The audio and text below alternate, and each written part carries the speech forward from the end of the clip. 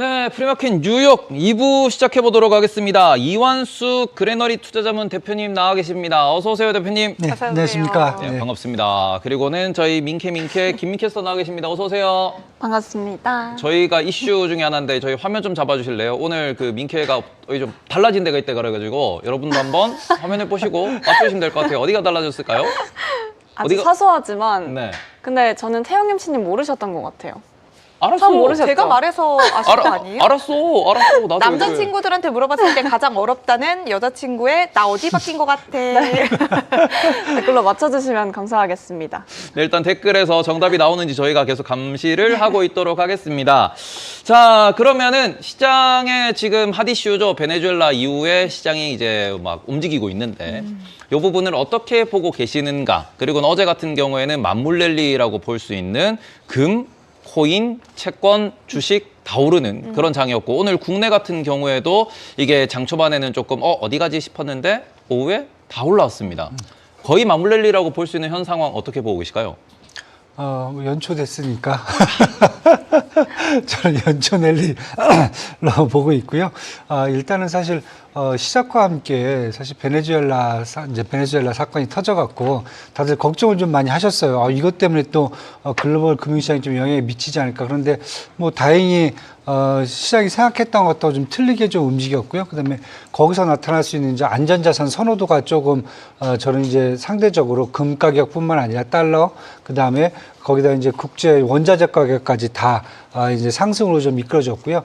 이번에는 또 거기다가 암호화폐까지 만약에 이런 이제 글로벌 이제 불안성에서 아마 이 부분까지 좀 다 커버가 된 것 같아요. 그리고 그거 빼고는 딱히 이제 미국 기업이라든지 글로벌 기업들의 충격을 줄 수 있는 요인이 이제 크지가 않다 보니까 연초 시작되면서 연말까지 어느 정도 이제 관망세들이 연초 시작되면서 올해 새롭게 이제 아마 영업이익이라든지 기업들의 아니면 이제 수익 더 이제 추가적인 수익 이런 것들을 좀 보면서 아마 시작과 함께 동시에 일단 자금이 좀 쓸려 들어오지 않았는가. 특히 이제 한국 같은 경우도 뭐 강한 지금 상승을 보여주고 있고요. 중국도 마찬가지고 미국도 전 동일하게 지금 이렇게 같은 선상에서 보시면 되지 않을까. 그래서 뭐 심리적으로 뭐 전반적으로 나쁘지도 않기 때문에 그냥 편안한 상황에서 그냥 유동성이 들어오고 그 다음에 앞으로 전망도 되게 다들 편안하게 하고 있기 때문에 저는 당분간 이런 시장의 어떤 편안함이 좀 이어지지 않을까 이렇게 지금 보고 있습니다. 그러면 베네수엘라발 충격을 우리가 전혀 우려하지 않아도 되는 상황이다라는 말씀으로 들어봐도 될까요? 네, 저는 이제 그렇게 지금 보여지고 있고요. 일단은 사실 베네수엘라가 가장 큰 무기는 사실 이제 원유거든요. 근데 원유가 여태까지 미국이 이제 막아놓고 있었기 때문에 장벽을 막아놓고 있었기 때문에 글로벌 시장에서 사실 풀리지가 않았어요. 물론 이제 중국만 그걸 좀 사줘갖고 중국에 대한 어떤 견제적인 측면이다라는 얘기도 있을 수 있겠지만은 그렇다고 해서 또 뭐 베네수엘라가 그동안 또 특히 다른 뭐 특별한 국제 금융시장에서 영향을 미칠 수 있는 그런 변수들은 없었거든요. 그래서 저는 뭐 국제 유가에 대한 영향도 없고 그 다음에 원자재 가격에 대한 영향도 없고, 그 다음에 국제 정세에 대한 영향도 없고, 그냥 뭐 아무런 영향이 없는 것 같아요. 그리고 뭐 가장 뭐 많은 분들이 얘기하는 게 미국이 지상군을 투입하지 않고, 그냥 공습과 아주 짧은 시간에 그 독재자만 딱 미국으로 이제 뭐 물론 그게 뭐 불법이겠죠. 그렇지만은 그 부분을 빠른 시간에 끝냈기 때문에 글로벌 시장에 대한 충격을 최소화한 게 아닌가.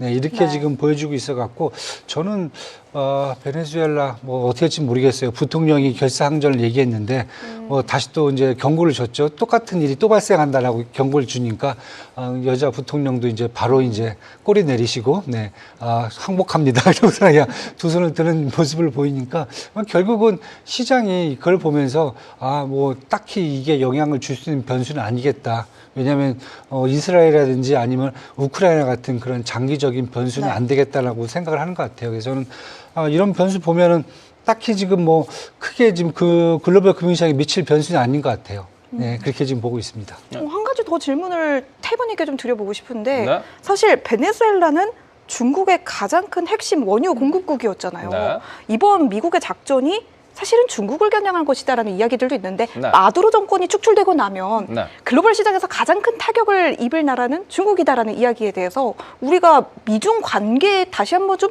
뭔가 불씨가 일어나나 이런 부분도 좀 체크를 해봐야 될 포인트일까요? 근데 일단 시장에서는 그 부분에 얘기가 나온 게 중국 대사를 먼저 이렇게 말하려고 불렀다라는 이야기도 있고 그리고는 중국 같은 경우에는 지금 미국과의 이런 뭔가 협상에 있어가지고 아직은 카드를 꺼낼 때가 아니지 않나. 만약에 중국이 카드를 꺼낸다 그러면은 중간선거 직전에 꺼내는 게 좀 더 효과적일 것이고 그리고는 뭐 저는 개인적으로 현 상황에서는 베네수엘라 이슈에서 제일 우리가 집중해야 되는 국가는 어디냐? 이란과 그 다음에는 덴마크다.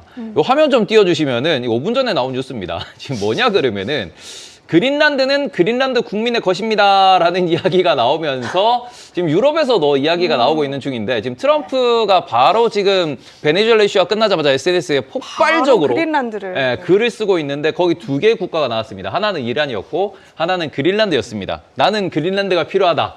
그리고는 이란 같은 경우에도 시민들이 지금 10명 넘게 이렇게 사망하는 사건으로 확대되고 있는데 이거 우리가 지켜보고 있다. 계속 그럼 우리가 이제 너거들도 쳐들어갈 수 있다라고 이야기를 하고 있는 부분이 있으니까 오히려 중국보다는 현 상황에서는 이란이나 아니면은 덴마크, 그린란드 이슈가 좀 더 시장에서는 야 도대체 트럼프가 어디까지 손을 뻗으려고 하는 것인가 요렇게 보고 있는 부분이 오히려 시장에서 우리가 집중해서 볼 만한 포인트지 않을까 요렇게 생각하고 있습니다. 저는 뭐 그린란드하고 사실 덴마크라든지 이란까지는 굳이 뭐 이렇게 미국이 관여하지는 않을 것 같아요. 왜냐하면 지금 나오는 것은 이제 먼로주의라고 해갖고 미국은 이제 자기 남미 쪽이죠. 여기는 자기의 앞마당이라고 생각을 해요. 그래서 여기는 노바디 터치거든요. 그러니까 아무도 손대지 못하게 하는 건데 네. 사실 최근 들어서 이제 베네수엘라가 이제 가장 크게 사실 공격을 한 거고요. 멕시코라든지 브라질 같은 경우에도 어느 정도 적절한 선을 유지를 해주고 있거든요. 근데 이제 마두로스 대통령 같은 경우에는 뭐 사실 마약까지 이제 포함돼 갖고 그러다 보니까 사실은 뭐 미국의 그동안 안방 안에서 뭐 앞에서 막 지금 자기 혼자서 막 북치고 장구치고 하다 보니까 결국은 이제 그게 눈에 가시화가 된 것 같고 그린란드라든지 이란 같은 데는 사실 미국의 영향권에서 좀 약간 먼 곳에 있기 때문에 거기까지 사실 제가 봤을 때는 여력은 없을 것 같고요. 그 다음에 다들 이제 뭐 중국을 자꾸 얘기를 하세요. 그런데 제가 보기에는 이렇게 중국한테 이렇게 원유가 뭐 중국이 이쪽 베네수엘라 원유를 그렇게 많이 그 가져가는 비중은 아니거든요. 가장 많은 데 이제 러시아하고 이란산 원유를 대부분 갖고 가고 여긴 멀어요. 갖고 가기도 그렇다 보니까 그렇게 큰 비중은 저희는 없다라고 지금 보고 있어요. 과거 이제 수에즈나 그쪽 그 미국 파나마 운하 쪽에 이제 중국의 영향까지 미쳤었는데 이제 그 부분이 퇴색한 이후에는 중국식 어떤 영향은 제가 봤을 때는 그렇게 크게 뭐 저는 뭐 걱정 안 해도 되지 않을까. 그래서 하필 이때 또 이제 우리 이재명 대통령이 또 이제 중국에 가 있잖아요. 그래서 그것까지 연결돼 갖고 좀 엮여서 얘기들 할 수 있을 것 같은데 제가 봤을 때 거기까지는 미치지는 않을 것 같다. 이렇게 지금 보여지고 있습니다. 대표님의 말씀은 생각보다 베네수엘라 사태가 그렇게 큰 영향력을 파급 효과를 가지지는 않을 것이다 라고 한번 정리를 해보도록 하겠고요. 우리 킹상원님께서 댓글에서 CES 2016 젠슨항 엔비디아 CEO의 기조연설에 대한 이야기를 듣고 싶다라고 얘기를 해주셨는데 지금 마침 김민캐스의 오프닝 뉴스가 CES 2016과 관련된 소식입니다. 네. 한번 들어보고 이야기 좀 나눠보도록 할까요? 사실 이번 엔비디아 관련해서 여쭤볼 게 굉장히 많습니다. 정말 다양한 이야기들이 나왔는데 한 가지씩 먼저 여쭤보도록 할게요. 이번 CES 2016은 두 가지 축으로 이야기가 나눠진다고 합니다. 첫 번째는 인공지능, 또 두 번째는 자율주행이라는 두 가지의 축을 가지고 비용 절감과 효율성 등이 주요 키워드로 언급되고 있는데요. 이번 젠슨항 CEO가 엔비디아 CEO에서 애널리스트 세션에서 여러 가지 이야기를 나눴잖아요. 뭔가 대표님이 보시기에는 다양한 이야기들이 오고 간 가운데 가장 눈에 띄었던 내용들이 어떤 점이 있는지 먼저 말씀해 주시죠. 일단 뭐 다양하게 분석을 많이 하시더라고요. 그래서 거기 젠슨항 대표가 이렇게 기조연설이 아니죠. 이번에 이제 개막 전 연설하신 거죠. 옆에 오리 비슷한 뭐 이렇게 로봇 하나가 왔다 갔다 하면서 정신 사납다고 하신 분들도 있고 어떤 분은 귀엽다고 하시는 분들도 있고 아니면 이게 우리의 이제 향후의 이제 미래상이지 않을까라는 얘기도 하시는 분들이 있는데 전승환 대표 제가 아침에 이제 내용을 보면서 이번 CES 2016의 주제에 가장 적합한 얘기를 한 게 아닌가. 그러니까 이번 CES 2016의 어떤 모토가 뭐냐면 이노베이터스 쇼업이거든요. 그러니까 쉽게 얘기해서 뭐랄까 지난 2025년도 CES 2025에서는 AI의 플랫폼이라든지 AI 인프라가 뭔지를 자꾸 얘기해 줬어요. 네. 어떻게 인프라를 구축해야 산업이 나올 수가 있다. 그런데 이번 같은 경우에는 그 구축된 인프라를 기반으로 해서 AI 소사이어티, 그러니까 AI 사회로 진입한다라고 생각을 하시면 될 것 같아요. 그럼 사회로 진입했을 때 필요한 것들이 뭔가? 네. 뭐 가장 먼저 자율주행 같이 이제 우리가 손 안 대고 누군가 운전해 주는 게 이제 필요한 것도 있을 수 있고요. 그다음에 AI가 알아서 이제 휴머노이드 로봇이 이제 모든 걸 다 처리해 줄 수도 있고, 아니면 이제 로봇 팔이 수술돼 줄 수 있고, 가전 제품들이 알아서 요리를 막 다 해주고, 그러니까 쉽게 해서 이제 AI 소사이어티로 진입하는 그러한 부분들이 어떤 게 필요한지를 이번 쇼에서 보여주지 않는가. 그렇다 보니까 피지컬 AI, 그다음에 공간 컴퓨팅, 그다음에 디지털 헬스, 모빌리티, 스마트홈, 요 5가지 주제가 를 내세웠는데, 네. 이 중에서 본 젠슨 왕 CEO가 얘기해 준 것은 사실 지난번 CES 2022에서는 피지컬 AI 로드맵을 얘기했다면, 이번에 26에서는 일단 피지컬 AI 소사이어티에 대해서 얘기를 한 게 아닌가. 그러면서 뭐 가장 먼저 얘기한 게 뭐 휴머노이드 로봇도 얘기를 하셨고요. 그다음에 자율주행, 특히 벤츠, 하필 또 벤츠인지 모르겠어요. 우리 현대차도 있는데. 저도 그게 궁금해요. 네. 왜 하필 벤츠일까요? 벤츠하고 뭐 벤츠를 타고 다니시나? 하여튼 벤츠와 이제 자율주행 관련된 플랫폼을 이제 제공해주겠다. 그다음에 이제 올해 이제 루빈이 나오면은 연산이라든지 이런 수학적 기능, 그다음에 라지 랭귀지 모델에서 아주 획기적인 발전을 또 할 수 있다. 이렇게 지금 얘기하는 걸로 봐갖고는 저는 이제 본격적으로 젠슨왕 CEO가 얘기한 것은 아마 이번 그 피지컬 AI에 대한 전반적인 사회가 어떻게 움직일 건지를 보여준 게 아닌가. 네. 이렇게 지금 보여지고요. 결국 그렇다 보면 사실 엔비디아 비즈니스가 확고해질 수밖에 없다, 저는. 그리고 엔비디아라는 회사가 AI의 기본적인 토탈 종합회사로 이제 발돋움하는 걸로 딱 보여주면 될 것 같아요. 그래서 지금 갖고 있는 비즈니스가 이제 AI 부스터 쪽, 블랙웰, 지포스, 루빈, 뭐 루빈까지 이제 더 나가는 거죠. 그 다음에 일반 AI 플랫폼인 쿠다를 더 발전시키겠다는 거고, 이 안에서 지금 추가적으로 자율주행이라든지 아니면은 그 제약과 관련되어 있는 헬스케어도 계속 플랫폼을 계속 만들어내는 거고요. 그다음에 네. 피지컬 AI 플랫폼 쪽, 코스모스 쪽에서 이미 제슨 토르라는 이런 조그만 그 AI 부스터가 나와 있는데, 이걸 꽂으면 이제 자율주행이라든지 휴머노이드 로봇이 똑같이 움직이게 할 수 있는, 그런 구동시킬 수 있는 그런 플랫폼을 이미 완성해서 계속 제공을 하겠다는 거거든요. 그렇다 보면 결국 지금 젠슨 왕 대표가 지난 2025년도에 얘기했던 부분이 이제는 2026년은 현실화돼가는 과정을 보여준 게 아닌가. 그래서 지난번에는 로봇 휴머노이드 로봇 한 18대 정도가 나와서 똑같이 이렇게 프로그램 딱 꽂으니까 18대가 똑같이 막 동작을 하잖아요. 근데 이번에는 그게 아니라 우리같이 생긴 로봇이 그냥 왔다 갔다 하면서 젠수장이 이렇게 물어보면 막 자기가 대답도 하고, 여기 가서 뭐도 막 물도 갖다 주고 막 이렇게 뭔가 하잖아요. 그러니까 거의 인간과 협동을 보여주는 그런 상태의 어떤 사회를 이제 그려주는 게 아닌가. 그래서 그런 측면에서 본다면은 어떤 분들은 야, 이건 뭐 지난해하고 별 차이가 없는데 이렇게 네. 말씀하실 수도 있는데, 저는 젠슨왕 CEO 같은 경우 앞으로 이제 진짜 실제적으로 향후에 이제 AI 소사이어티가 어떻게 굴러갈지를 이제 충분히 보여주는 그런 계기가 되지 않았나. 그래서 그렇게 지금 좀 보고 있습니다. AI 관련돼 가지고 지금 시장에서 계속 기대하던 그 부분 수익화에 대한 부분에서 어느 정도 힌트를 줬다라는 부분이 어찌 보면은 방금 말씀하신 내용 핵심이 될 것 같은데, 지금 채팅창에서 제일 궁금해하는 거는 베라루빈이라고 하는 루빈을 좀 더 빨리 양산한다라는 이야기를 발표를 하면서, 그러니까 이 부분은 국내 주식 시장에도 큰 영향을 미칠 수밖에 없는 게 HBM4가 그럼 벌써 나온 건가? 라고도 생각할 수 있는 부분이거든요. 네. 그래서 이 부분은 또 저희가 어떻게 볼 수 있는지, 루빈이라고 하는 플랫폼 자체에 대한 그런 뭐 효율성 이야기도 나왔고요. 네. 그러다 보니까 이게 과연 루빈 시대가 빨리 왔을 때 주식시장에는 또 어떤 영향이 있을지, 네. 이런 것들도 말씀해 주시면 감사할 것 같습니다. 사실 루빈 얘기가 나오니까 많은 분들이 그래서 뭐 블랙웰보다 조금 더 발전된 형태인데 뭐 굳이 그렇게 발전을 시킬 필요가 뭐가 있겠어? 블랙웰 지금도 좋은데. 충분히 좋은데. 그러다 보니까 사실 국내에서도 이제 그게 있었어요. 그러면 HBM3만 갖고도 충분한데, SK 하이닉스라든지 삼성전자가 기존의 D램 공정을 뜯어내갖고 새롭게 HBM4 공정을 만들어야 될 필요가 뭐가 있어. 이러다 보니까 그러면 나중에 해도 될 거야. 이렇게 얘기가 됐었는데, 지금 분위기는 일단은 젠슨왕 CEO가 삼성전자와 SK 하이닉스를 다 설득시킨 게 아닌가 이미. 지난번 이제 깐부 치킨 그 사건이 가장 큰 계기가였다라고 얘기를 하는 것 같아요. 그래서 저는 그렇게 된다라고 그러면은 이미 이제 그 삼성전자 400조 원 이제 평택 공장뿐만 아니라 지금 뭐 전남 쪽에다가 또 다시 또 이제 광주 쪽에 새로운 또 이제 데이터 센터뿐만 아니라 반도체 공장도 짓는다고 얘기까지 나오잖아요. 이 400조 원 투자가 결국은 앞으로 이제 HBM4 이상의 새로운 이제 하이엔드 반도체가 될 수 있다고 보여지는 거고요. 네. SK 하이닉스도 마찬가지로 결국은 지금 청주 공장을 더 확대시키는데 120조 원 이상을 더 투입한다고 하면은 결국은 새롭게 지금 공장을 HBM4 쪽으로 세팅을 하는 게 아닌가.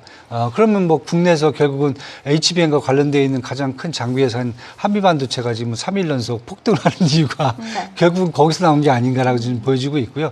결국 루빈이 나온다는 것 자체가 이미 뭐 6월 달쯤에는 이제 대량 생산하겠다라고 얘기를 했으니까 이미 SK 하이닉스도 사실 HBM4는 양산 준비가 다 됐다라고 얘기를 했고요. 삼성전자는 이제 양산을 준비하겠다라고 한 단계이기 때문에 저는 그렇게 본다라고 하면은 아마 6월 달에 나오는 게 맞지 않을까. 그리고 루빈 같은 경우가 얘기하는 게 지금 그 특히 이제 추론과 그다음에 트레이닝 쪽에 아주 특화돼서 기존 블랙엘보다 더 빠른 성능을 얘기하고 있기 때문에 그 정도 성능을 갖췄다라면 사실 어떻게 보면 자율주행 쪽에 가장 적합한다든지 로보틱스 쪽에 가장 적합한 그런 플랫폼이 나오지 않을까 저는 그렇게 지금 보고 있습니다. 그래서 되게 긍정적인 신호고 우리 한국 투자가분들이 원하는 얘기를 해준 것 같아요. 그래서 저는 어떤 분은 로봇 때문에 정신 사납다고 하는데 그게 중요한 게 아니라 이번에 젠슨왕 대표는 분명히 지금 한국뿐만 아니라 대만 그다음에 앞으로 AI 소사이어티가 어떻게 갈지를 분명히 지금 얘기를 해주는 거고 그 중에서 그렇다고 보면 사실 이 AI 이제 밸류 체인을 저는 이제 얘기를 하고 있거든요. 네. 앞단에서는 인프라 구축하는데 반도체가 필요한 거고. 그 다음에 중간 단에서는 물리적 이제 AI가 필요한 거고요. 마지막 단에서는 여기에 대해서 효율성을 최대한 이끌어주기 위해서 전력이라든지 아니면 통신 서비스 같은 걸 제공해줘야 되는 그러한 체인들이 하나 또 필요하거든요. 이 세 가지가 다 그럼 맞물려 들어가야 된다는 것을 젠슨왕 대표가 결국은 보여준 게 아닌가 저는 그렇게 지금 보고 있습니다. 이날 화제가 됐던 이슈 중 또 하나 다른 이슈는 엔비디아가 벤츠와 협력해서 이번 1분기 내 자율주행차를 출시하겠다는 것이었습니다. AI 자율주행 모델이 알파 마요를 적용한 이 차량이 미국에서는 1분기, 유럽에서는 2분기, 아시아에서는 3, 4분기 내로 나올 예정이라고 하는데 이 정도 발언을 한 걸로 봐서는 정말 그리고 있는 청사진이 이제 거의 다 왔다라는 그렇죠. 입장이라고 우리가 봐도 될까요? 그렇죠. 왜냐하면 사실 미국 사람들이 사회에서 가장 필요한 게 자동차거든요. 거의 자동차를 신발 신듯이 다니고 있잖아요. 없이는 못 다니고. 없지는 못 다니고 그다음에 그게 두세 대는 있어야 되는 거잖아요. 그런데 그 자율주행 플랫폼을 거기다 심겠다는 게 첫 번째. 그다음에 택시뿐만 아니라 드론까지 다 들어가는 거고 마지막에 휴머노이드 로봇이 이제 가사일이라든지 공장 일까지 다 할 수 있는 그런 자율주행 플랫폼을 해주겠다는 게 저는 어떻게 보면 가장 먼저 이런 AI 소사이티에서 선행돼야 될 요인이 자율주행이거든요. 그래서 네. 그 부분을 지금 먼저 건드린 것 같고요. 그것뿐만 아니라 저는 어떻게 보면 사실 깐부 회동에서 정의선 회장님도 같이 치킨을 먹었단 말이죠. 뭐 치킨 값은 이재용 회장님이 냈다고 하긴 하는데 현대차도 사실 자율주행 모빌리티 플랫폼을 또 내놨어요. 모베드라고. 근데 이것은 지금 뭐 로보틱스라든지 자율주행 쪽에서 최고 혁신상을 수상했어요. 이번에. 그 정도로 나와 있기 때문에 어떻게 보면 지금 젠슨왕 CEO 같은 경우도 되게 급하다는 거죠. 우리가 생각했을 때 자율주행 이러면 테슬라만 생각을 한 거잖아요. 그런데 플랫폼을 이미 현대차도 지금 들고 나왔어요. 혁신상까지 받을 정도예요. 그러면 엔비디아가 안 하면은 사실 AI 소사이티에서 선점을 못 한다는 거죠. 그러면 가장 큰 것은 앞으로 AI 소사이티는 뭐 추론하고 뭐 다 좋아요. 다 좋은데 공부하고 다 좋은데 중요한 것은 로보틱스하고 자율주행이 먼저 치고 선점을 해줘야 그래야 되는 거기 때문에 이렇게 얘기를 하다 보면은 우리가 지금 계속 그 얘기를 하잖아요. AI 인프라 구축하는데 이거 너무 공급이 많은 거 아니야? 그다음에 잘못하면 하이퍼스케일러들이 매출도 없는데 이거 만들었다가 다 망가지는 거 아니야? 그럴 걱정이 없을 정도예요. 지금 젠슨왕 CEO가 얘기하는 수준을 보면은 그 걱정을 할 필요가 없을 정도로 지금 이런 데이터라든지 아니면 하이퍼스케일 애들의 어떤 데이터 센터라든지 이런 것들이 어마무시하게 지금 필요하다는 것을 지금 반증하고 이게 만약에 자율주행이라든지 로보틱스 쪽으로 나오면은 바로 매출이 나올 수 있는 그런 부분들을 바로 눈앞에서 보여준 게 아닌가. 네. 저는 여기까지 좀 보고 있습니다. AI 칩 관련해서 얘기를 많이 했는데 엔비디아한테도 아픈 손가락이 존재하더라고요. 옴니버스 쪽으로 좀 부진했다라는 이야기도 함께 나왔는데 젠슨항 CEO가 사적으로도 숨기고 싶은 부분이라고 합니다. 이 부분이 4년째 좀 부진했다면 사실 엔비디아 매출 관련해서 얼마나 큰 비중을 차지하는지 아주 작은 부분이라고 생각이 들긴 하거든요. 혹시 어떻게 보고 계실까요? 엔비디아의 옴니버스 같은 경우에는 저는 사실 사실 에브리띵을 다 잘하면 좋은데 삼성전자는 그걸 못하잖아요. 그래서 저는 엔비디아가 사실 옴니버스까지 다 해버리면은 엔비디아가 그러면은 전 세계 기업들은 뭘 해먹고 삽니까? 그래서 저는 그냥 뭐 아픈 손가락이 아니라 그냥 뭐랄까 취미생활 정도? 골목 상권은 저기 시장에 나게 재벌이 그것까지 해먹으면 안 된다는 저는 그런 생각이 들어요. 지금 같이 기본적인 인프라 반도체, 그다음에 데이터 센터, 그다음에 물리적 플랫폼까지, 그다음에 자율주행까지만 사실 어떻게 보면 엔비디아가 치고 들어와도 엔비디아가 할 수 있는 게 아직도 더 무궁무진하다. 그렇게 지금 보기 때문에 옴니버스까지는 좀 나중에 생각하셔도 되지 않을까. 저는 좀 그렇게 좀 얘기를 하고 싶습니다. 저 키워드 한 가지만 더 점검해보고 싶은데 여기 이제 약간 좀 소외됐던 키워드가 저는 오픈소스라는 키워드가 좀 생각이 나더라고요. 젠슨항 CEO가 언급을 하긴 했지만 구체적으로 어떤 모습을 좀 드러냈다라고 말하기는 좀 어려운 것 같습니다. 어떤 오픈소스화를 좀 구체적으로 이야기하고 싶은 건지 이 부분도 좀 여쭤보고 싶어요. 사실 저도 이제 그게 뭔지를 모르겠어요. 이제 쿠다를 얘기하는 건지. 왜냐하면 이제 플랫폼을 오픈을 해줘야 사실은 다른 회사들도 더 발전을 시키면서 우리가 얘기할 수 있는 자율주행이라든지 아니면 이제 피지컬 AI 쪽으로 조금 더 푸시가 가능해지는 건지. 왜냐하면 일단은 뭐 우리가 가장 대표적인 케이스가 코인 쪽에서 비트코인이 오픈소스로 처음에 딱 풀어놓으니까 그 이후에 엄청난 발전이 뒤따라오는 게 눈에 보이잖아요. 결국 그거에 의해서 이 비트코인은 그만큼의 또 가치를 인정받는 거잖아요. 그렇다고 보면 저는 과연 저 오픈소스를 과연 뭘 얘기하는지. 근데 피지컬 AI 쪽으로는 분명히 아닐 것 같고, 왜냐하면 여기는 분명히 매출이 바로 눈앞에서 나올 수 있는 분야거든요. 그렇다고 보면은 일반적인 이제 플랫폼, 특히 이제 오픈 AI가 했던 추론이라든지 이런 쪽 영역에 관련된다라고 하면은 저는 다른 쪽보다는 아마 쿠다 쪽이지 않을까라는 생각을 좀 많이 해요. 왜냐하면 중국도 사실은 이제 우리 딥시크 같은 경우에도 추론이라든지 라지 랭귀지 모델 쪽에서 먼저 오픈 소스를 갖고 가면서 중국의 전반적인 지금 AI 산업, 특히 이제 추론 쪽에 강한 드라이브를 좀 걸어줬거든요. 그래서 저는 만약에 얘기한다 그러면 지금 오픈 AI에 대한 비난이 될 수도 있고, 너희들 처음에 얘기했던 게 오픈하겠다고 했는데 이제 마음이 바뀌어갖고 이제 돈 맛을 보니까 갑자기 이제 상장하겠다 그러고 그런 얘기가 나오잖아요. 그래서 그런 부분을 또 이제 지적했을 수도 있고, 아니면은 쿠다를 통해서 전반적인 이제 백업을 엔비디아가 받을 수 있는, 왜냐하면 그 오픈해준 그 소스를 플랫폼을 쓰게 되면은 앞으로 평생 거기에 그 회사들은 그 쓴 회사들은 종속하게 되거든요.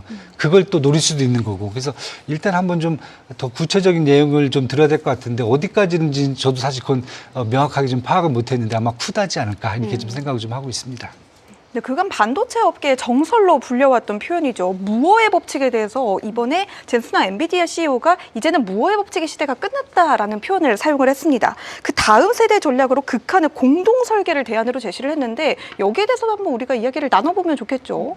일단은 뭐 공동 설계라는 거는 이미 구글도 그렇고 구글이 브로드컴이랑 공동 설계를 하는 모습을 보였고 애플도 ARM이랑 공동 설계하는 모습을 보였다라는 점에서는 엔비디아 같은 경우도 최근에 이제 M&A 아닌 M&A를 했죠. 뭐 그런 어찌 보면 이런 부분이 있어가지고 향후에 계속해서 이제 시장 같은 경우에는 서로의 기술을 믹싱해가지고 새로운 기술로 나아가는 그런 모습에 대해서 뭔가 좀 이야기를 한 것이 아닌가라는 생각이 드는데, 이 부분에 대해 가지고 지금 최근에 이제 뭐 엔비디아가 M&A한 그런 기업들도 있는데 요 전략에 대해서도 시장에서 이야기가 지금 많은 상황이긴 하거든요. 그러면은 과연 앞으로 반도체 시장이 어디로 갈지에 대해서 이게 뭐 독과점 이슈도 계속해서 붙을 수밖에 없으니까 대표님은 그 부분은 어떻게 생각하시는지 그것도 궁금합니다. 사실 뭐 지금 복잡하죠. 왜냐하면 이런 AI 산업 자체가 우리가 가본 적이 없는 산업이에요.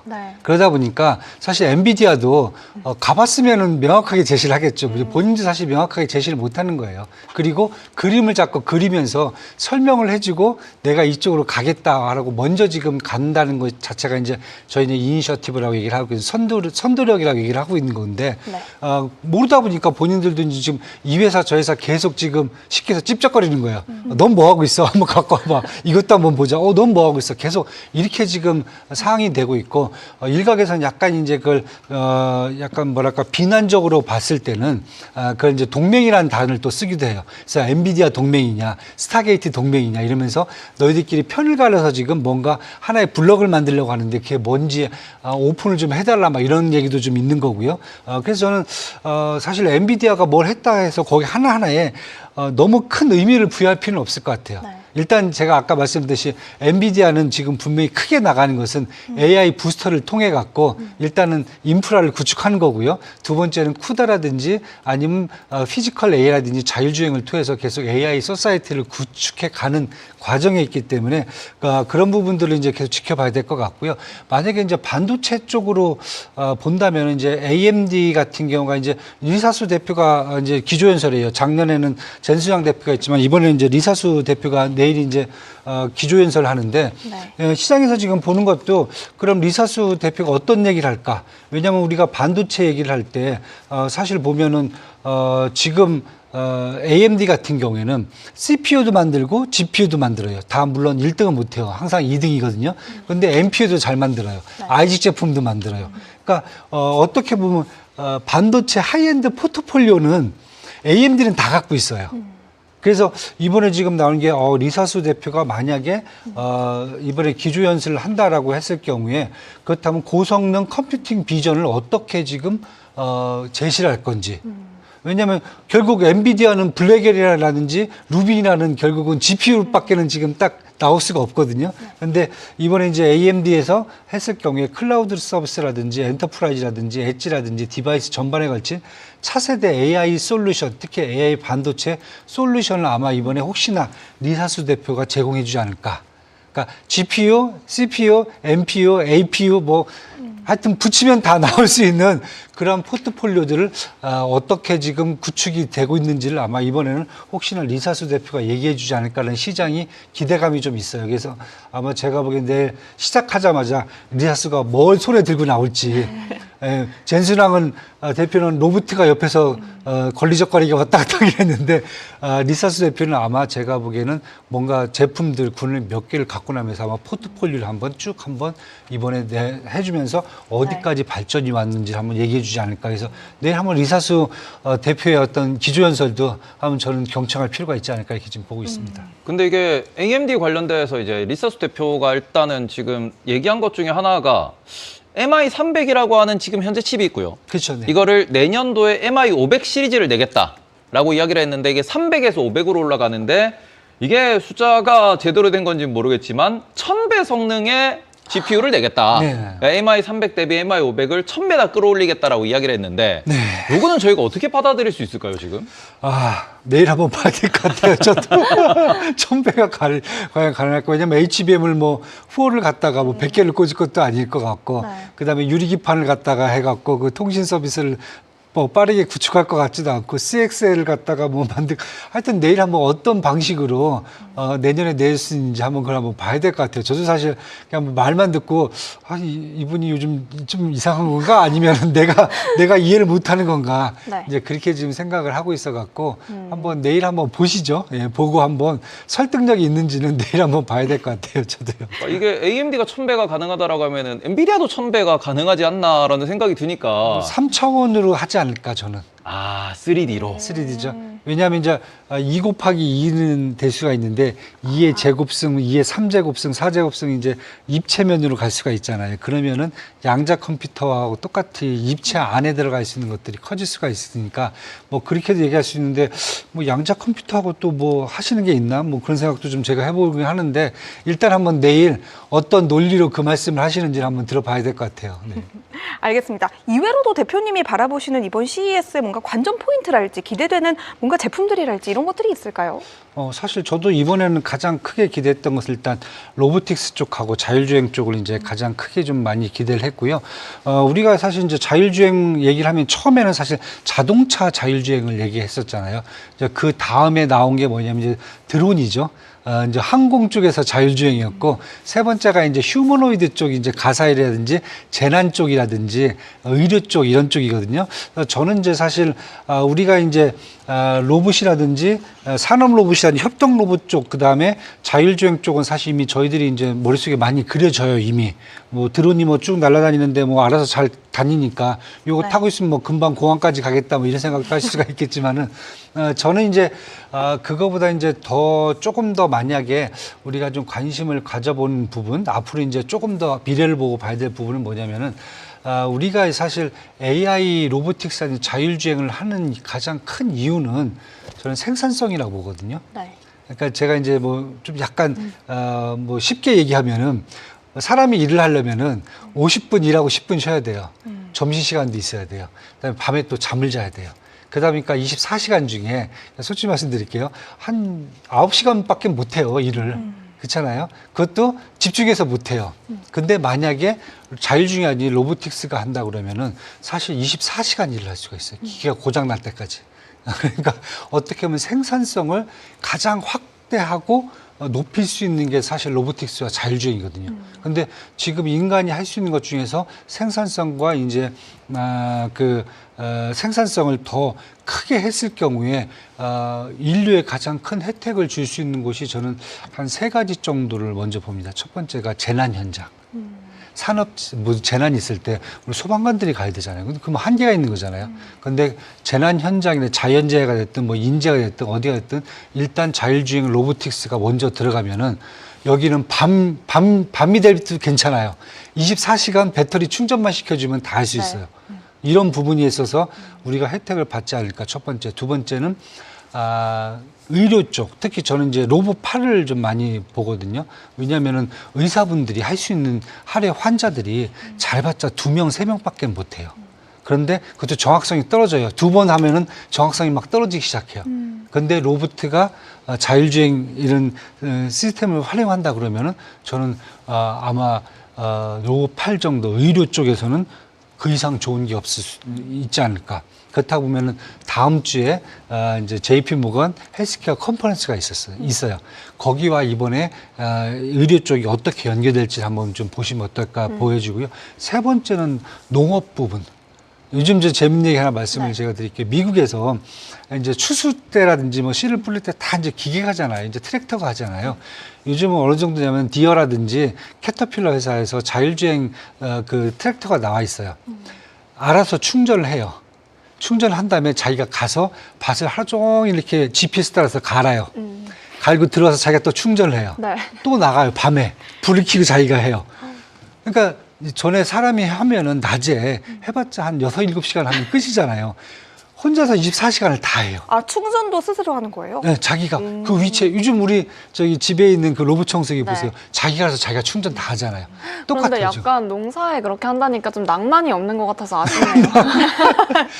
해보세요. 힘들어요. 아니 근데 저희가 한 번쯤 프리마켓 뉴욕을 통해서 좀 재점검해보고 네. 싶은 포인트가 있는데 지금까지 우리가 AI에 대한 한 얘기는 다 긍정적인 이야기거든요. 근데 사실 AI 시대에 맞는 윤리적인 도덕적인 뭔가 법규나 질서적인 문제들을 한 번쯤 우리가 체크를 해봐야 되는 포인트가 아닌가 싶은 게 이번 젠슨왕 CEO의 연설 이후에 진행됐던 Q&A에서도 이 부분이 질문으로 나왔습니다. 젠슨왕 CEO도 동의를 한다라면서 앞으로 엔비디아도 뭐 안전이나 윤리적인 프레임워크에 좀 참여할 가능성이 있다는 이야기를 남겼어요. 근데 이런 부분을 우리가 좀 부정적인 부분들, 부작용들을 뭐 어떻게 해결을 동시에 해나가면서 AI도 발전을 해나가야 되는 거 아닌가요? 그렇죠. 사실 이게 양자가 존립이 가능할까라는 것도 사실 가장 큰 이제 의심인데, 네. 그러니까 쉽게 해서 요즘 이제 많은 그 직장인들이 떨고 있어요. 왜냐면 AI 때문에 내 일자리가 없어진다. 뭐 그게 가장 큰 휴머니티죠. 대표님 그 얘기 아까 해주세요. 근데 이제 제가 저랑 사담으로 나눈 얘기 너무 재밌거든요. 제가 지난주에 이제 한 일주일 동안 이제 새해 홍콩에 있었어요. 이제 가족들은 이제 여행하고 저는 이제 그쪽에 전에 이제 일을 했었기 때문에 금융권 친구들하고 그다음에 이제 홍콩 대학에 있는 이제 친구들을 좀 만났어요. 근데 네. 홍콩 대학에 있는 친구들은 대학 교수들이 가장 걱정하는 게 자기 잡이 없어질 것 같대요. 왜 티칭을 하고 있는데 학생들이 다 AI로 자꾸 찾아보고 있대요. 그러다 하다가 교수님 그거 아닌데요. 다 손들고 막 다 반론을 제기한다. 그러니까 이러면 내가 필요가 없어지는데 이렇게 지금 벌써 있다는 거죠. 그러니까 어떻게 보면 이제 우리가 얘기하는 이제 인권이라는 문제가 결국은 나의 잡이 뺏길 수 있다는 게 사실 가장 큰 문제거든요.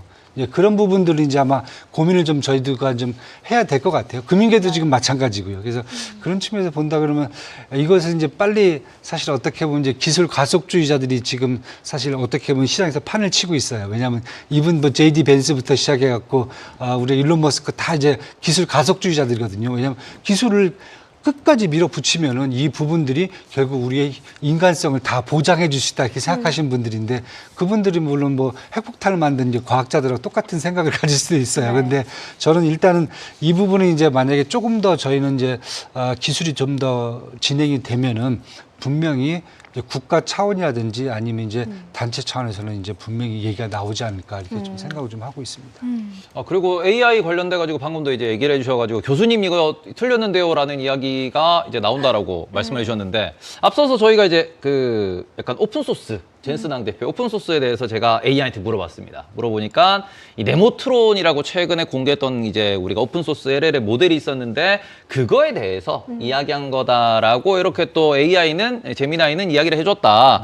그러니까 이게 지금 우리가 이제 뭔가 팩트 체크라고 하는 이런 부분이나 뉴스라는 부분에서 사람들 같은 경우는 이렇게 생각하면 한계가 올 수밖에 없잖아요. 그러니까 태용 이게 MC님 요즘 사람이네요. 아니 왜 저를 자꾸 이렇게 채팅창에서도 그렇고 왜 저를 이렇게 아니 왜 그러십니까? 저도 한번 해보고 싶었습니다. 그래요? 요즘 사람으로서 검색을 해봤는데 나오더라고요. 그래서 아무래도 네모트론에 대한 자신감이 있고 본인들이 최근에 공개한 그 네모트론 3 나노가 GPT-4를 능가한다. 이런 관점에서 오픈소스를 개방해서 본인들의 LLM 서비스를 또 하겠다라는 이야기를 했다라는 점 그거 한번 체크해 보시면 될 것 같습니다. 자, 그리고는 또 뭐 질문이 있을까요? 이번에 추가적인 질문 없으면 다음 이슈로 한번 넘어가 볼까요? 사실 이번 주 주요 경제 지표들도 한번 짚어볼 필요가 있습니다. 이번 주 11월 고용 보고서가 또 가장 큰 변수로 꼽히고 있고요. 또 그에 앞서서 수요일에는 11월 9일 이직 보고서가 함께 공개됩니다. 연준은 이미 노동시장에 대한 둔화를 어느 정도 인식하면서 연속 3차례나 금리를 내린 상황인데요. 이번 지표들은 올해 추가적으로 금리 인하가 있을지에 대한 주요 힌트가 될 전망으로도 보시면 될 것 같습니다. 사실 아까 처음에 말씀해 주신 것처럼 주식시장이 어느 정도 상승세, 그러니까 특별한 문제가 없는 한 잘 가고 있다라고 언급을 해주셨는데요. 뭔가 이 조정 국면이 있을 것이다라고 하는 불안한 심리도 어느 정도 시장에서는 좀 잠재워져 있는 것 같고요. 또 뭔가 이렇게 돌발 악재가 등장했을 때 시장은 더 충격이 클 수 있잖아요. 이런 부분들이 어떤 부분에서 나타날 수 있는지 우려점을 한번 짚어보면 좋을 것 같습니다. 네, 일단은 뭐 매크로 상황은 되게 아까 말씀드렸듯이 심적으로 좀 저도 뭐 그렇게 딱히 불안해 보이진 않아요. 네. 뭐 문제가 있을까? 뭐 베네수엘라 가서 빨리 잘 잡아오네. 뭐 이런 생각밖에 안 들 정도로 매크로 상황이 되게 지금 뭐 안정적으로 모습을 보이고 그다음에 시장 금융시장에서는 당장 CS2026 거기에다가 다음 주 JP모간 뭐 헬스케어 컨퍼런스 이런 부분들이 자꾸 이벤트들이 나오니까 네. 시장의 관심이 그런 쪽으로 좀 많이 쏠려 있는 것 같아요. 그래서 만약에 혹시나 이제 저도 이제 불안했던 요인 중에 하나가 사실 베네수엘라 사건 딱 터졌을 때 이게 혹시 정치적 이슈가 트리거가 되지 않을까라는 생각을 했었는데 근데 뭐 그 기후에 지나지 않았다. 왜냐하면 그만큼 시장이 불안감이 좀 없다. 이렇게 지금 없다라기보다는 아주 낮은 수준에 있다. 이렇게 지금 보셔야 될 것 같고요. 그러니까 예를 들면 미국의 이제 미국 국채 CDS 프리미엄 5년 물짜리가 지금 20bp 밑으로 떨어질 정도로 되게 안정적이에요. 그만큼 사람들이 매크로에 대한 일단 불안감은 좀 많이 없다라고 보셔야 될 것 같은데 네. 그래도 혹시나 지금 이제 연준이 이미 이제 12월 10일 날 얘기를 해줬어요. 2026년도 이렇게 본다. 그 전망대로 사실 지금 맞아 들어가고 있거든요. 뭐 경제 성장률 2.3% 본다 그랬는데 이번에 이제 3분기가 2025년 3분기가 4.3% GDP 성장이 그렇죠. 나올 정도면은 충분히 3% 내년에도 나오겠네. 이렇게 지금 시장이 보고 있는 거고. 인플레이션율도 지난번 나왔던 거 보면은 지금 뭐 PCE 지수 한 2%, 2.8%도 나올 수 있을 것 같고, 그 다음에 이 정도면은 뭐 큰 문제 없을 것 같은데, 그 다음에 2.6%까지 CPI가 또 나와버린 그런 CPI가 나오니까요. 그러면은 연준이 말한 대로 CPI도 거기에 맞춰 가고 있는데, 그다음에 실업률은 아마 4% 중반 이상으로 좀 약간 균열이 있을 것 같아요. 그래서 4.6% 나왔는데 이번 주에 이제 사실 또 이제 고용 지표들이 나오잖아요. 네. 시장의 전망치는 한 12월 달 그 실업률을 한 4.5% 정도로 약간 더 밑으로 좀 가지 않을까.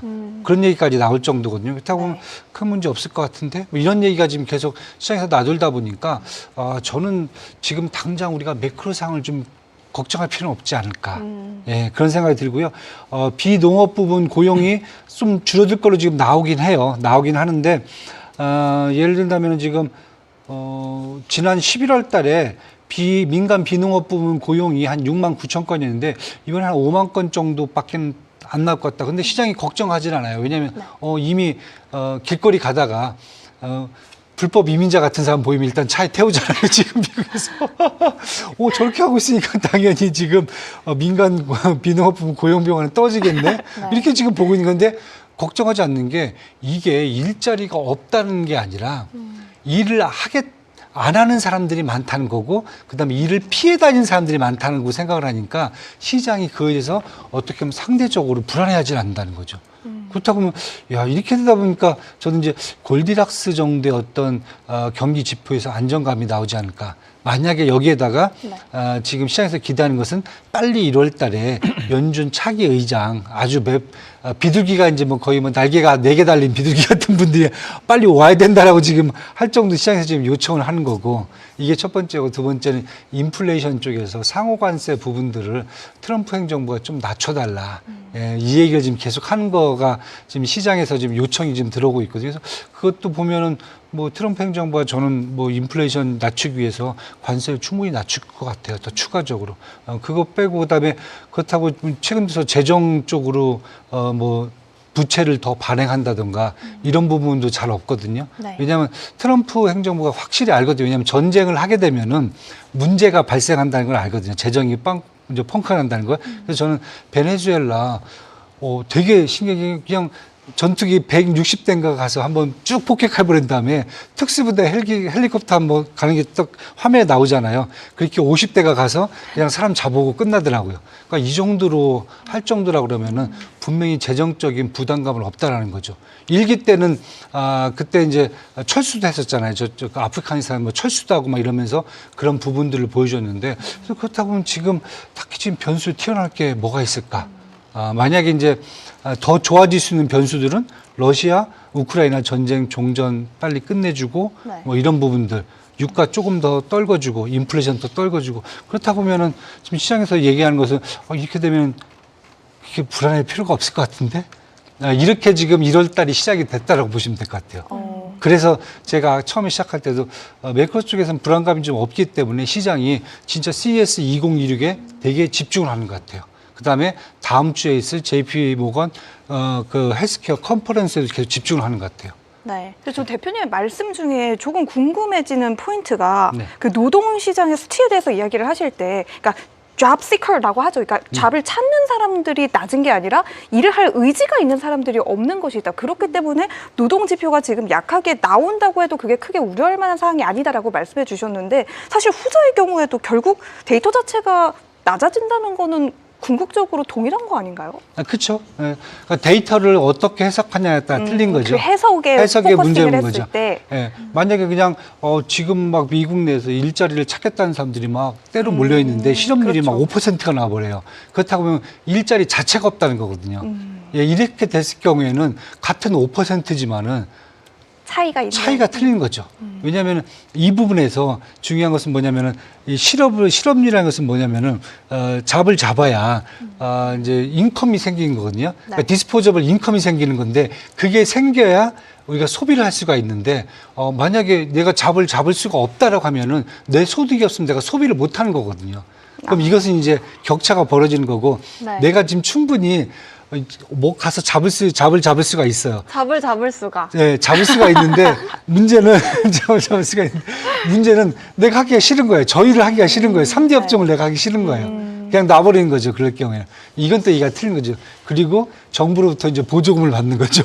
아, 미국에서 그게 엄청난 네. 사회적인 문제라고 하더라고요. 제가 한 가지만 재뿌리기를 해도 괜찮을까요? 뿌려봐요, 어디 한번. 네. 어느 정도로 사실 이 지표가 유의미한지는 저는 좀 판단이 좀 흐려지는데 제조업 PMI가 예상치를 좀 하회한 결과도 분명히 나왔거든요. 네네. 근데 여기를 통해서 좀 알 수 있는 건 신규 주문에 대해서 좀 감소할 수 있다라는 우려감도 분명히 가져간다는 점이 확인이 됐습니다. 혹시나 시장에 조금의 우려점이라도 될 수 있지 않을까 해서 여쭤보는데 어느 정도 역할을 가지고 있을까요? 일단 제조업 PMI가 지난 11월 달에 48 정도 나왔거든요. 그러니까 50 밑에는 사실 약간 이 제조업에 관련된 구매 관리자분들이 약간 좀 뭐랄까 이렇게 되면 경기가 축소 국면으로 가는 게 아닐까라고 하는 그런 기준점이고요. 이번에는 47.9인데 약간 한 0.3포인트 포인트 정도 차이가 좀 약간 벌어지긴 해요. 벌어지긴 했는데 저는 다른 것보다 12월 달 이 정도 약간 줄어든 것은 재고 사이클이 아닌가. 왜냐하면 제조업이라는 자체가 1, 2, 3분기 때 열심히 만들어요. 재고를 막 쌓아놓고 4분기 때까지 다 털어내거든요. 그리고 4분기 때는 사실 재고 정리를 하면서 그 해를 정리하는 건데 보통 그러다 보니까 12월 달에 제조업 중에서는 PMI가 좀 낮게 나온 경향이 있어요. 근데 저는 뭐 이 정도면은 뭐 11월 달, 12월 달 큰 차이가 없다라고 보면은 미국 전반적인 그러한 재고 사이클은 뭐 괜찮지 않는가 이렇게 보여지고요. 반면에 이제 서비스업 같은 PMI 같은 경우에는 연말에 그 단기 잡이죠. 이제 우리가 얘기하는 아르바이트 파트타임 잡들이 막 생기기 때문에 그런 것 때문에 사실 PMI가 좀 올라가거든요. 그런데 반면에 이제 이번에 나올 이제 이번 주에 이제 서비스업 PMI가 나오는데 서비스업 PMI는 반대로 또 좀 좋아져야 되는데 반대로 좀 또 떨어지게 또 나오더라고요. 그만큼 그러니까 연말 이 쇼핑 시즌 이런 부분들이 또 안 좋게 반영이 돼 있다라고 지금 보여지고 있어 갖고 네. 지표를 이렇게 분석을 할 때 저희들도 고민해요. 첫 번째는 계절성을 좀 봐야 돼요. 저희도 추석이 들어간 달은 소비가 확 늘거든요. 그런 부분들을 좀 정리해서 한번 보셔야 되지 않을까 이렇게 지금 보고 있습니다. 네. 알겠습니다. 저희 시간이 벌써 40분이 됐어요. 다음 이슈 하나만 더 들어볼게요. 네. 사실 비만 치료제 관련해서 좀 여쭤보고 싶은 게 있어서 노보노디스크 알약 비만 치료제 이야기 해보도록 하겠습니다. 사실 이렇게 알약으로 먹으면 된다라는 이슈는 이미 전해드린 바가 있는데요. GLP 계열 비만 치료제는 알약으로 나온 건 처음이라고 다시 한 번 더 언급을 드리고요. 임상 결과를 봤을 때 꾸준히 이 복용을 했을 경우엔 평균 체중이 2자릿수의 비율로 줄어드는 효과가 있다고 합니다. 노보노디스크는 이미 미국에서 생산을 시작한 상태고 또 CVS나 코스트코 같은 대형 약국에서 바로 구매할 수 있을 정도로라는 뉴스도 함께 나왔습니다. 사실 이렇게 일라이릴리와 본격적으로 대결 국면에 들어간 상황에서 일라이릴리가 좀 발등에 불이 떨어졌는지 중국 시장에서 마운자로 가격을 최대 80%까지 인하하겠다라는 내용도 함께 보도가 됐거든요. 그런데 주가를 살펴봤을 때는 노보노디스크는 현재 선물 시장에서도 많이 올랐고 또 전일장에서도 많이 올랐는데 일라이릴리는 조금은 어제는 많이 빠졌고 현재 선물 시장에서 좀 부진하게 움직이는 흐름을 가져가고 있습니다. 뭔가 이 양대 산맥의 구도가 계속 이어질 수 있을지도 좀 궁금하고 사실 저는 이 비만 치료제가 특수의약품이 아니라 이제 뭔가 좀 데일리하게 우리가 사용할 수 있는 그런 시장에 들어간 게 아닌가라는 생각이 들거든요. 앞으로 좀 더 이렇게 본격화가 될까요? 네, 엄청 커질 것 같아요. 왜냐하면 제가 뭐 홍콩에 있을 때 딱 보니까 광고판에 위고비하고 마혼자로 그렇게 많아요. 광고 엄청 많아요. 그런데 그냥 광고만 있는 게 아니라 광고판 앞에 여성분들이 좀 많이 서 있더라고요. 남성분들하고 같이. 풍분들이 그렇게 네. 체중이 많이 나가는 분들이 많지 않을 텐데. 않아요. 그런데도 이것을 선호하겠다는 얘기를 본다면은 이 비만 치료 자체가 이제 확실하게 눈에 보이지 않는가. 그리고 분명히 이제 트럼프 행정부가 그 얘기를 했어요. 비만 치료제에 대해서 그 보험 적용을 검토하고 있다. 그만큼 나아 있는 부분이기 때문에 먼저 사실은 이제 그 노보노디스크가 이 플랫폼을 통해서 사실 GLP-1 투약 방식으로 전환을 했기 때문에 네. 먼저 혜택을 보는 것 같아요. 당연히 그만큼 이제 일라일리가 이제 갑자기 불안해지기 시작하는 거죠. 왜냐하면 다 이쪽으로 가기 때문에. 근데 일라일리도 지금 아마 4월달, 5월달 정도쯤에 FDA 허가가 나온다라고 얘기를 하고 있는데 지금 3, 4개월이 더 불안하다는 거죠, 지금. 그렇죠. 그래서 저는 이 부분도 있고 그다음에 화이자도 지금 몇 살에 인수를 한 후에 여기도 지금 이제 경구용 쪽으로 지금 이미 거의 가닥이 잡혀 있기 때문에 그냥 화이자는 처음부터 이제 경구용으로 이제 나온다는 거죠. 이랬을 경우에 일라일리 같은 경우에는 앞에서 도망가고 있고 뒤에서 막 추격해오는 가장 불안한 그런 2등이 될 수가 있기 때문에 제가 보기엔 중국 시장에서 약값 충분히 인하 가능할 것 같고요. 그렇기 때문에 한국도 마찬가지고, 네. 저희도 아마 국가에서도 비만 치료제를 이제 그 보험 적용하는지 예, 이거 한번 보셔야 될 것 같아요. 저는 아마 가능하지 않을까라는 생각이 들어요, 지금. 근데 이 주사제보다 경구용 약물이 효과가 조금 떨어지거나 부작용이 있거나 하는 등의 이슈가 있진 않을까요? 지금 비만약 거의 전문가시잖아요. 아니 말을 하면서 점점 눈을 맞추면서 지금 유일하게 여쭤볼 사람이 여기. 약간 맞다 이쪽에 물어보면 답이 나오겠구나라는 그런 확신의 눈빛을 제가 방금 받았거든요. 여기 미니를 쳐다보다가 너무 말랐네? 하다가 예, 일단은 뭐 사용하고 있는 입장이고 위고비와 마운자로까지도 다 맞고 있는, 다 맞아본 사람으로서 말씀을 드리면은 이거는 생필품이에요. 이거는 어쩔 수가 없습니다. 예, 생필품이 되어버렸고 한 번 맞기 시작하면은 끊을 수가 없다. 예, 마치 프링글스와 같이. 이거 중독도 관리해야 되는 거 아니에요? 요새는 근데 중독이라기에는 이게 왜냐면 배고플 때가 되면은 배가 고프네 맞아야지 이런 느낌이기 때문에 위험한 거 아니에요? 그게 일주일에 한 번이에요. 근데 이게 오히려 지금 시장에서 실제로 맞는 사람, 주사 맞는 사람 기준에서 이제 생각을 해서 말씀을 드려보면은 현재 중요한 거는 이게 냉장 보관을 해야 되고요. 콜드체인이 필요하고요. 그리고 이게 주변에 있는 분들 중에서 파일럿이나 아니면 승무원분들 같은 경우에는 맞고 싶은데도 못 맞는다라고 하는 분들도 계세요. 왜냐하면 이게 비행기 반입이 안 됩니다. 왜냐하면 이게 또 냉장 보관해야 되고 이게 국가별로 가격이 다르다 보니까 네. 국경을 넘을 때 이게 지금 관세 세관 심사에서 통과가 안 돼요. 근데 알약이면은 통과가 됩니다. 그렇죠. 그리고 알약이면은 여행을 가서도 해외에서도 한 달씩 여행을 하면서도 복용이 가능해요. 그렇기 때문에 이런 것들을 다 놓고 보면은 이게 안 그래도 이제 여행을 오랫동안 다니시는 분들 같은 경우에는 주사를 못 들고 가니까 이거 망설이는 것도 분명히 있을 거고 못 맞는 경우도 있는데 그것도 자유로워지고요.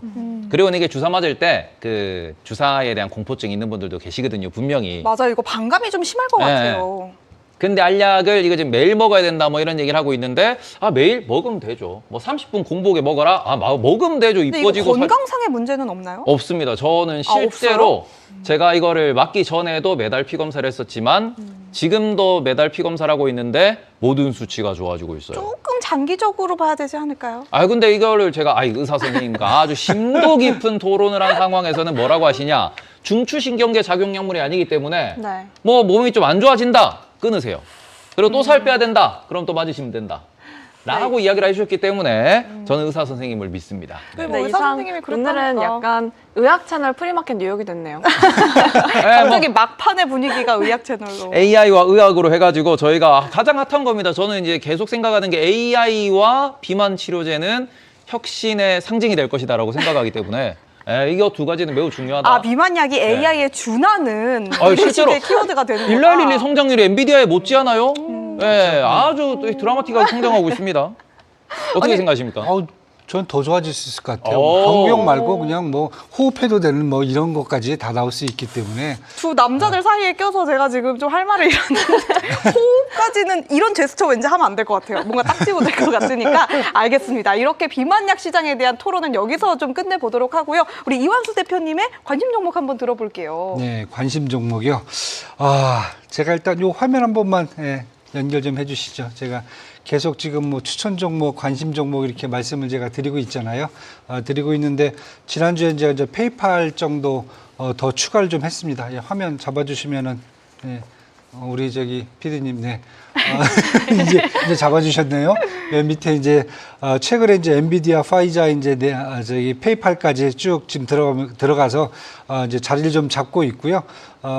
퍼포먼스가 제가 지금 계속 지금 기준가를 내면서 트래킹을 좀 하고 있어요. 그래서 9월 1일 저희 방송 시작한 이후로 지금 봤을 경우에 저희가 추천해드린 포트폴리오가 18.31% 여기 맨 끝에 보시면요.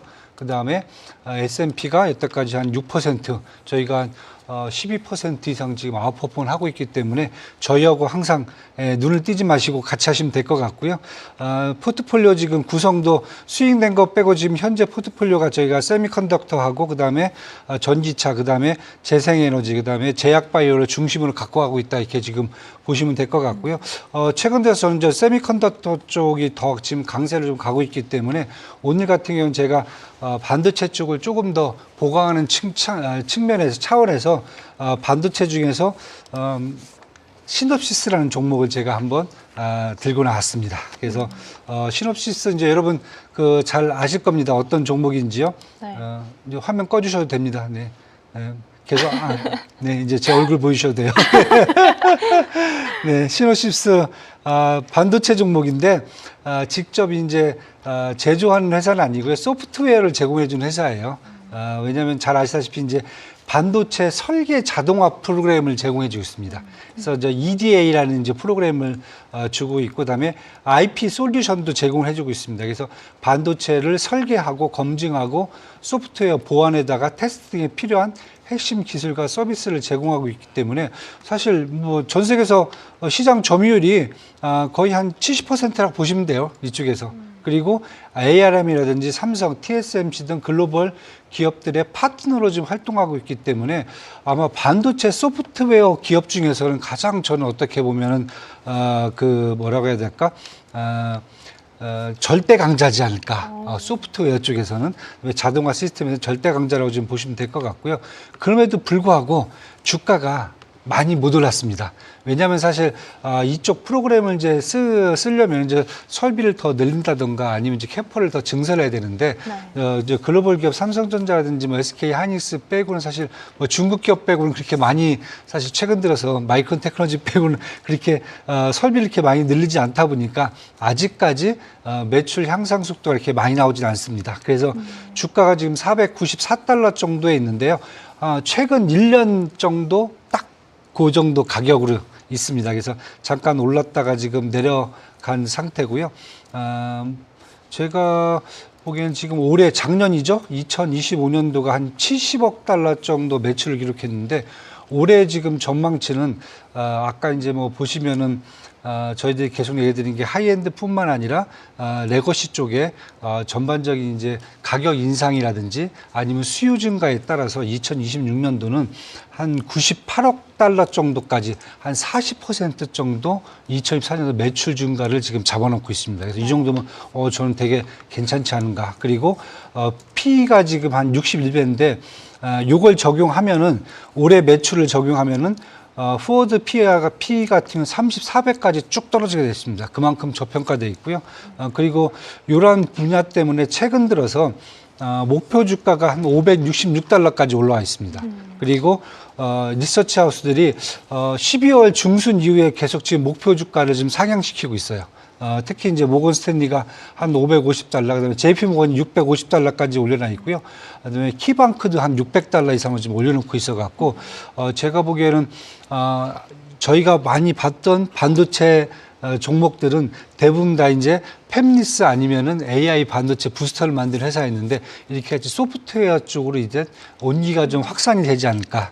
그렇게 보고 있어갖고 저는 아마 요 종목 한번 저희가 반도체 쪽에 포트폴리오를 조금 더 담아 놓으면은 저희가 갖고 있는 이제 핵심 4개 업종의 포트폴리오가 조금 더 견고하게 좀 움직이지 않을까 이렇게 지금 보고 있습니다. 그래서 한번 시놉시스 종목 저는 뭐 워낙 견고하고 좋은 종목이라 이 종목은 믿고 하셔도 괜찮지 않을까 이렇게 지금 보고 있습니다. 시놉시스 같은 경우에는 최근에 뉴스도 있었죠. 엔비디아가 지분 투자한다라는 이야기도 나왔었고 그 전부터도 엔비디아의 설계에 시놉시스의 요 기술이 많이 사용됐었기 때문에 원래부터도 엔비디아의 레버리지처럼 움직이는 모습을 보였었고 그런 상황에서 지분 투자까지 돼 있는 상황이다 보니 최근에 엔비디아가 행보하고 있는데 엔비디아가 상승할 때 시놉시스 같은 경우에는 좀 더 강하게 상승할 수도 있는 그런 종목이다 보니까 요 종목 저도 관심이 간다 없다라고 말씀을 드릴 수 있을 것 같습니다. 저도요. 그리고는 그래요? 네. 예, 알겠습니다. 그리고 저희가 이제 방송 시작할 때 그 김민 캐스터의 무엇이 바뀌었는가에 대해서 네. 제가 이제 그 질문을 올렸는데 대부분 다 맞추셨어요. 아, 정말요? 그래요? 전 딱 한 분 봤는데. 그러니까 헤어스타일이라는 얘기를 대부분 다 해주셨기 때문에 뭐 어찌 보면 남친 대답의 정석이겠죠. 네, 뭐- 아니요, 남친 대답의 정석은 따로 있더라고요. 뭐예요? 더 예뻐졌어요, 더 귀여워졌어요가 있더라고요. 그게 맞아요. 정답이죠. 맞아요. 여자의 마음을 모르시네.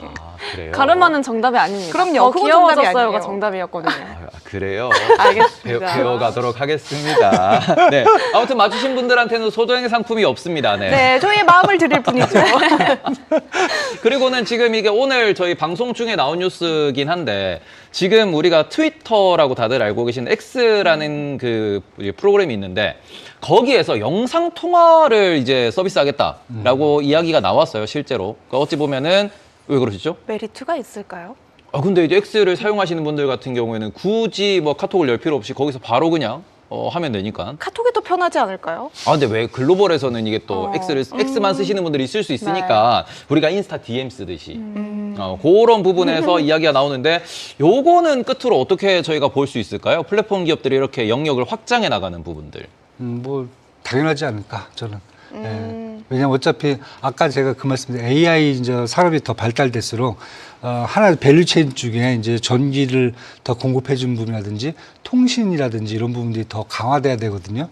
그렇다고 보면 제가 봤을 땐 AI 서비스 하면서 뭐 영상 통화 되게 간단하게 만들어서 제공해 줄 수 있는 거기 때문에 저는 뭐 요즘 이제 얼굴에 뭐 자신 없는 분들이 싫어하시는 분들도 있을 수 있는데 요즘은 또 그렇게 생각 안 하시잖아요. 이렇게 앞에서 또 페이크 처리 다 되니까. 요즘 필터가 잘 돼 그냥 있어서 필터 잘 돼 있어요. 페이크 처리가 필터였던 네. 필터는 페이크다. 네, 알겠습니다. 네, 그렇게도 처리할 수 있기 때문에 제가 보기에는 요즘 저희 이제 꼬마 애들도 자기들끼리 통화할 때 보면은 필터리 처리해갖고 자기들끼리 막 통화를 잘하더라고요. 이렇게 얼굴을 보면서. 그래서 그런 거 본다 보면 엑스도 같은 경우 저는 뭐 충분히 이커머스뿐만 아니라 이런 쪽으로 돼서 사업 영역 넓혀도 저는 뭐 충분하지 않을까. 뭐 제가 보기엔 곧 조만간 일론 머스크가 자기 얼굴 또 비추면서 들어올 거기 때문에 거기에 또 따라서 또 많은 분들이 또 접속할 걸로 저는 보여지고 있습니다. 저는 소원이 하나 있다면 언젠가 더 발전해서 유튜브에 필터 기능이 생긴다면 저희도 다 갸름하고 눈도 엄청 크게 근데 화면에 나가면 그거는 좋지 이게 않을까요? 여러 가지 그 카메라 중간 보정 어플들이 있기 때문에 그런 보정 어플들을 쓰면은 지금 저희 PD님도 저희 화면을 예쁘게 바꿔줄 수 있다. 왜 저희는 이렇게 날 것으로 나가는 거죠? PD님이 게을러서 그래요. 네. 그렇게 하실 것 같으면 아니에요. AI를 쓰실 것 같아요. 이게 정답이죠. 그렇게 할 거면 우리 말고 AI를 쓰시는 거 AI 안 쓰실 되죠. AI 4명이 딱 이제 화면에 앉아 있는 거죠. 저는 보정된 얼굴이 제 얼굴이라고 생각합니다. 저는 그래요? 그냥 날 것으로 할게요. 잡을 지켜야 저는 되니까요. 크게 나갈게요. 큰 얼굴로. 모르겠다. 방송 어디로 가는지 모르겠다. 알겠습니다. 이제 뭐 종료를 해볼까요? 네, 그래서 오늘 저희 2부 이완수 그래너리 투자자문 대표님과 이야기를 나눠봤습니다. 근데 뭐 시장에 대해서 크게 걱정할 게 없다라는 이야기를 공통적으로 해주셨다라고 보실 수 있을 것 같고요. 그리고는 그런 부분에 있어가지고 이게 뭐 고용 보고서에도 실업률 뭐 시장에서는 4.5% 정도 해석을 하고 있으니까 이런 부분은 크게 걱정할 것 없다라는 부분, 그리고 제조 PMI가 낮게 나온 부분 같은 경우에도 요거는 계절성이기 때문에 좀 더 추세를 보자, 크게 걱정할 게 없는 상황인 것 같다라는 이야기도 해주셨습니다. 그리고는 저희가 오늘의 한마디로 제가 정의하고 싶은 거는 필터를 씌우는 거는 그거는 페이크다 라고 하셨기 때문에 저희가 이제 필터 없이 맨 얼굴로 생 얼굴로 그렇게 사는 게 매우 중요하다라는 걸로 정리해 보도록 하겠습니다. 자, 그러면은 저희는 내일 저녁 8시에 다시 또 돌아올 거고요. 저희 프리미어 캔디용 많이 사랑해 주셨으면 좋겠습니다. 끝으로 또 인사 드리실 분들 인사드리시죠? 네, 시청해주신 여러분 없어요? 고맙습니다. 네. 감사합니다.